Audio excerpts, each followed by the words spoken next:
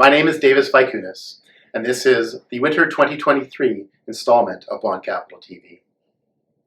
With the ongoing tricky macro, we have a few insights for business loan borrowers and private credit direct lending investors to consider for 2023, and some comments on what's getting done right now in business credit. Where are we at, you ask? Well, with 2022 in the rear view, inflation is projected to ease in 2023. However, this will likely be replaced by ongoing recessionary concerns. And of course, that inflation, publicly posted at 8%, is now down at 6%, is still quite heightened. But I would further observe through shrinkflation and some of my experience as a consumer that inflation is well underreported. After a 425 basis point steepest rise ever across 2022, we are not expecting a central bank monetary policy pivot in 23. We expect the impact from rising rates to hit the economy in 23, and that central bankers will most likely use that as a cue to slow ongoing increases and then take a wait-and-see attitude. The era of cheap money is over. Food and energy will cost more than before.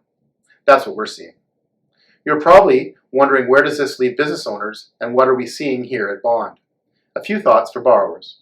When the economy is tricky, prices are lower, and others are on the sidelines for a variety of reasons, so it's often a good time to invest. We often call these people contrarians. We have observed a shift change in liquidity, pricing, and renewed conservatism. Most banks have become more conservative too. EBITDA leverage is well below 4 times cash flow and on the move to below 3 times cash flow. With debt harder to come by, borrowers are seeing more covenants, lower leverage, and higher rates. For private debt unitranche and private debt mezzanine strategies, we are being shown deals at 55% loan to value and 12 to 14% cash cost. We haven't seen this kind of pricing for over a decade. Probably not as good for borrowers, but certainly an excellent opportunity for investors. What about investors, you ask? Given the tricky macroeconomic setup, investor allocations should be mindful of concentration risk. You just can't be diversified enough. A well-constructed, modern allocation model should include 50% alternative assets, 30% public equities, and 20% traditional fixed income for liquidity management.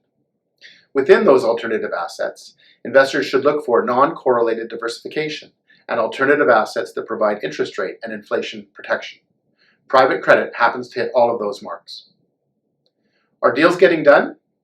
Lots of behavioral psychology on display here, as even lower prices are feared by vendors who are selling out before recession, while buyers are fearful of the opposite, that is, overbuying into a recession. And of course, the adage is, you make your money when you buy, so certainly buy well. These fears have compounded into a 10 to 15% price gap, becoming more common than not as a result of fewer deals are getting done right now. The few actual buyers should be able to prefer mispriced assets in their favor and be able to use a higher discount rate when making their calculations. This higher discount rate, this is the education section by the way, this higher discount rate is needed to compensate the investor for the recent steep rise in interest rates and increased cost of capital. So, given the higher cost of capital, decelerating growth, ongoing monetary tightening, and moderating inflation, private credit will play both an offensive and a defensive role in the business finance community across 2023. Thank you for listening.